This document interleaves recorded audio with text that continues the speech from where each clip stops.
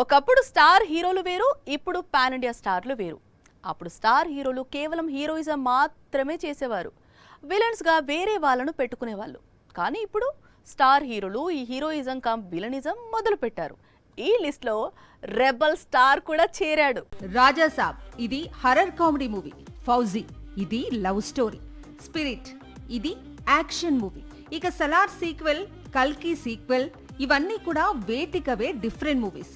ప్రభాస్ ని హీరోగా చూపించే మూవీస్. ఏ సినిమాకు ఆ సినిమా కొత్తదనం కోరుకుంటున్నాడు రెబల్ స్టార్.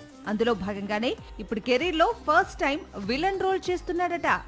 ఏ సినిమాలోనో కాదు, హనుమాన్ డైరెక్టర్ ప్రశాంత్ వర్మ తెరకెక్కించే చిత్రంలోనే ప్రతినాయక ఛాయలు ఉన్న పాత్రలో కనిపించబోతున్నాడట. ప్రస్తుతం ఈ రూమర్ పాన్ ఇండియాను షేక్ చేస్తోంది. గతంలో బిల్లా అనే మూవీలో ప్రభాస్ కాస్త నెగటివ్ షేడ్ లో కనిపించాడు. మళ్ళీ ఇంతకాలానికి సేమ్ క్యారెక్టర్ ను ఇంకాస్త పవర్ఫుల్ గా రిపీట్ చేయబోతున్నాడు. మరోవైపు ఎన్టీఆర్ ఆల్రెడీ వార్ 2 అనే హిందీ చిత్రంలో విలన్ గా నటిస్తున్న సంగతి తెలిసిందే.